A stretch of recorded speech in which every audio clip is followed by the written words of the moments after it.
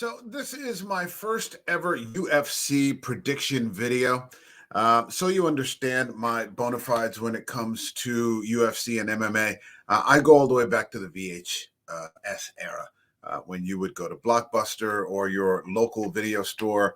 I think I had a Hollywood Video somewhere around, and my friends would get this thing called the Ultimate Fighting Championship, and it would just be these crazy things with the Gracies and the Shamrocks and the Tank Abbott and Tank and Ferozzo and UFC 11 and Big Daddy Goodrich and just these awful beatings you would see people taking these ridiculous weight classes all the way up to where we are today, right around the corner from UFC 300. So I go back a ways. I was very appreciative of the UFC during the time of the lockdowns for not shutting down, Dana White for not shutting down, along with the WWE, who also did not shut down and instead seemed to increase their output. And now we have weekly fights every Saturday. I can't remember the last time I've gone out on a Saturday night because I got fights to watch. I got things to do, fights to watch, good times to have. Let's get right into these predictions, though. This is going to be a hell of a card. Let's go right at it. Let's go even into the early prelims. So you got this new guy, Robles Despagne from Cuba. I'm assuming I'm pronouncing that right. Heavyweight against Josh Parisian. This guy is supposed to be like 6'8" or something along those lines. I saw a video of him earlier in the week. He looks terrifying. I'm not terribly impressed by Josh Parisian. He's not a ranked fighter. And personally, all these guys that are unranked at heavyweight in the UFC look like they need to drop about 30 pounds. So as much as I love the USA, when it comes to the win, I'm going with the hype train on this, and I'm going for Robles, if I'm pronouncing his name correct, because I'm terrible at pronouncing names. Then I'm going to go up to middleweight. Michael Pereira versus Mikhail Ozenstruck. Yeah, okay, that guy. I'm going to go with Pereira on this. I'm not exactly a Pereira fan, but I've appreciated what he can do. And he's 185, so that ought to be good. I'm going to go with Pereira on this. I liked that and if you don't like this, too bad. I like that he showed up at the last fight that I saw, I believe, with a Israeli flag draped around his shoulders. So I respect that. I don't know anything about this other guy, but Pereira is the favorite here, the odds favorite. So I'm going with Pereira for that one. Ian Cutelaba from Moldova versus Philippe Lins from Brazil. I'm going with Cutelaba. Cutelaba is overdue for a win at light heavyweight. There are no odds listed here, but I'm going with Cutelaba on this. I like him. He's taken some knocks recently, but yeah, I'm going with him on that. Let's move on to the next fight, and then we're going to move now into the prelims. I've got Pedro Munoz versus Kyler Phillips. Bantamweight, number 13 ranked Pedro Munoz. I'm going with Munoz on this, even though Phillips is the favorite at minus 225. I'm going with Munoz on this. I think he's going to show this kid something. They were saying during the Rosenstruck fight that he won, and I was very happy to see Rosenstruck win that fight, that even if you are a gatekeeper and you're not a top 10 fighter, there are tons of fighters from all over the world who would kill to be a gatekeeper in the UFC. And so I like Munoz for that one, number 13. I'd like to see him move up again in the rankings. I think he's going to show this Phillips kid what's what. Yeah, that's my prediction. Let's keep moving on.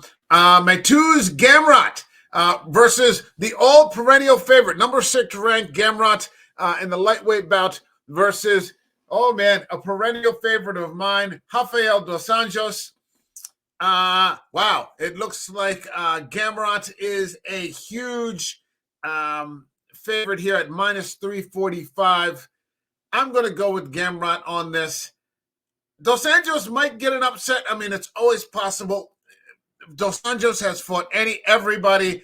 I think he's trying to make one more run, maybe for a title shot. I don't think it's going to happen for him. I'm going with Gamrot on this, even though I love Dos Anjos and being an older fellow myself. I'm not 21 anymore. I just turned 22. But I'm going to go with Gamrot here, and we'll see how it plays out. Then we got women's flyweight. Caitlin Sermonara, number 4 in flyweight from the U.S. versus number 6 ranked Maycee Barber. I'm going to go with Barber on this just because I like Barber, and I think she's going to be able to pull this out. She's the favored at minus 170. So, yeah, USA, you can't lose, USA or USA, but I'm going to go with Barber on this. And that's my story, and I'm sticking to it. Let's keep on going. The top prelim match, heavyweight bout, number 5 ranked Curtis Razor Blades from the USA versus number 7, this up-and-coming hype train, Jayton Almeida from Brazil. I saw what he did to, Tai Tuivasa. It didn't look great. He really pieced up Tuivasa. But I think Blades, his wrestling is going to be able to be a major factor here. It's a very evenly matched fight. It's practically dead even. Blades at minus 112 right now. This is from UFC.com. And Almeida at minus 108. I'm going to go with USA. I'm going to go with Blades. The wrestling's going to make the difference over the jiu-jitsu. On the other hand, Almeida could piece him up, but I think Blades is in better shape than a Tuivasa kind of fighter who's just a slugger. Blades has a more diverse game, and I think he's going to show Almeida what's up. I'm not a big fan of this Almeida guy. Let's go USA and Curtis Blades. Now, we're going on to the main card. Here we go. At bantamweight, we got number 4 ranked Petr Yan from Russia. Always a favorite of mine, although he hasn't had much luck lately. He's just had some bad luck since that Aljamain knee is, I don't even know. It's like some sort of cosmic bad luck, what's been going on with him. But at bantamweight, he's going to be taking on number 7 ranked Song Yadong from China. I like Yadong. I got nothing against, I'm not a big fan of the Chinese government, but I have nothing against Chinese people. People are just people wherever you go. But I'm going to go with Yan on this. And for the same reason that I said earlier, I think Yan is going to show this guy something that he hasn't seen before. He's a veteran. He's fought everybody. I think it's a little early for Yadong. I don't think this is going to go his way.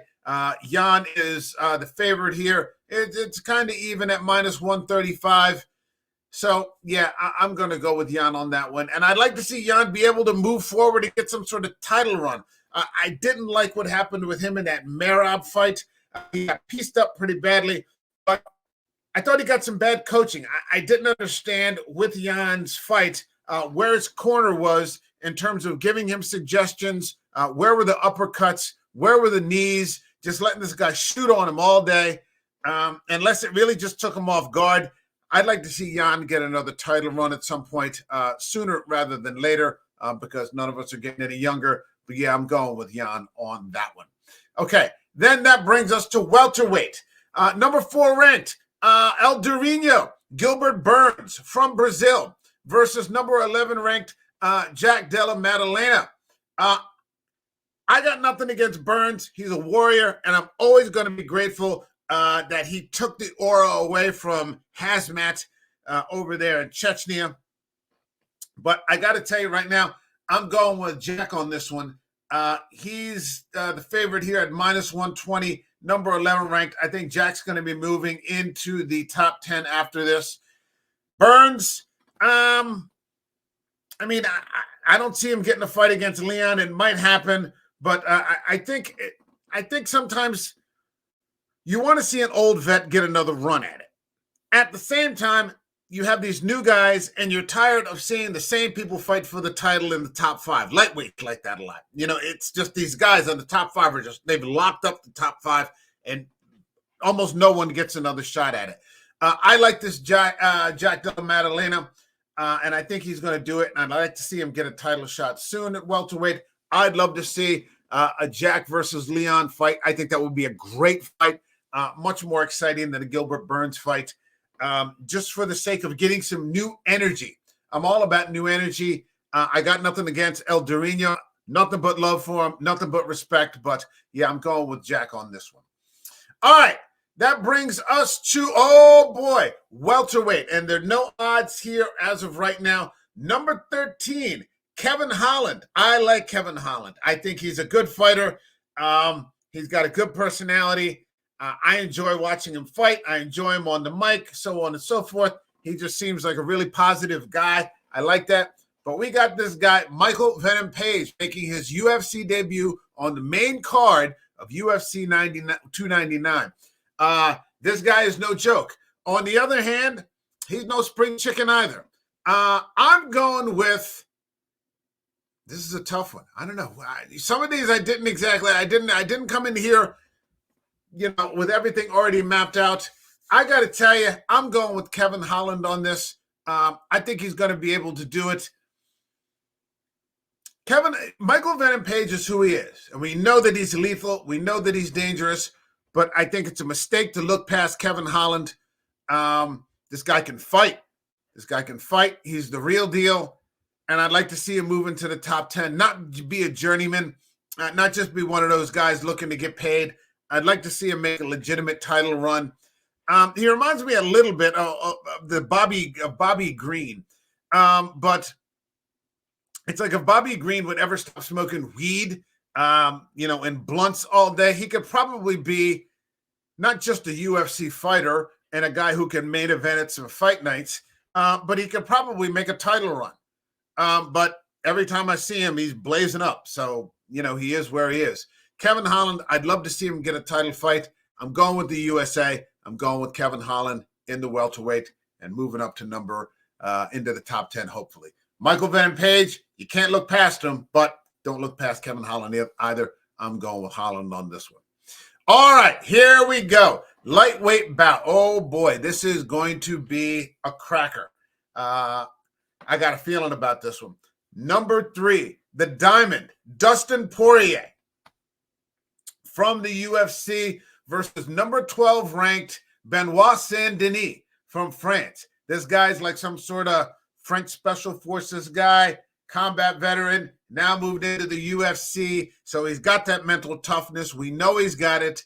And he's the favorite fighter at minus 170 here. I think it's a mistake. I'm going with Dustin Poirier. And I'll tell you why. Because I think this is going to be Gaethje versus Fiziev, number 2.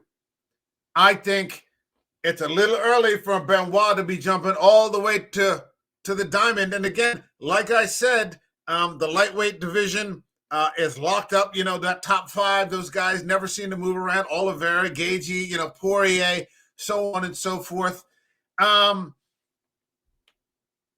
But Poirier's there. Yeah, Poirier just lost that fight to Gaethje for the BMF title. But I think it's a little early for Saint-Denis. I'm going with Poirier on this. I got nothing against Saint-Denis. But yeah, Poirier all the way, number 3 ranked. I don't know if he's ever going to get another title shot. And maybe he's going to gatekeep for a little while.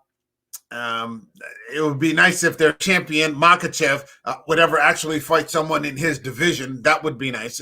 I think Makhachev has fought 3 people in the top 15 at lightweight. In the current top 15, he's fought 3 of them. And people are already talking GOAT status. These people are full of shit. They've got impulse control problems. But yeah, I'm going with Poirier on this one. All right. That brings me to the main event for the bantamweight title. The champion, Sugar Sean O'Malley versus Marlon Chito Vera. Now, if you already know that Chito got a victory over O'Malley. Looked like some leg kicks, maybe tapped a nerve or something like that. And that was that. I don't think this is the same Sean O'Malley. I see him getting through Chito Vera on this. I'm not saying I think Chito Vera deserves a title shot. He beat O'Malley, so let's give him a crack at it. But I don't think he's going to get through O'Malley. I'd like to actually see, and he's got to get through Merab, which is going to be a mother. Everybody's already saying that Merab's going to be the champion. He's going to be the champion for a long time. He's going to blaze through O'Malley.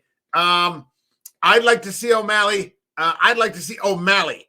Hold on to that belt for a while. I'd like to see him get 3, maybe 5 title defenses before he gives it up.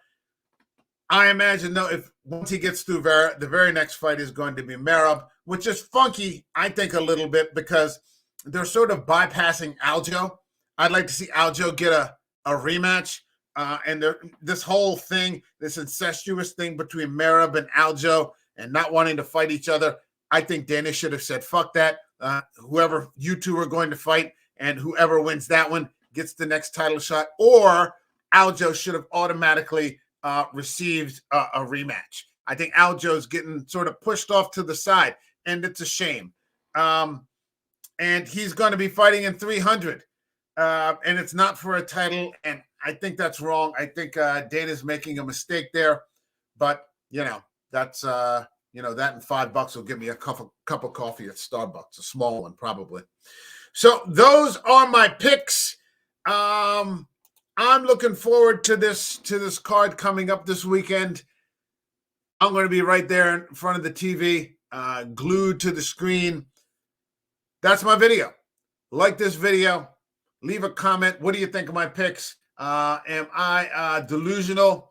Am I on the money? Let me know what you think. Subscribe to the channel. I will see you all in the next video. And maybe I'll do some sort of after 299 video replaying exactly what happened. Take care, everybody. God bless you. All right. Bye-bye.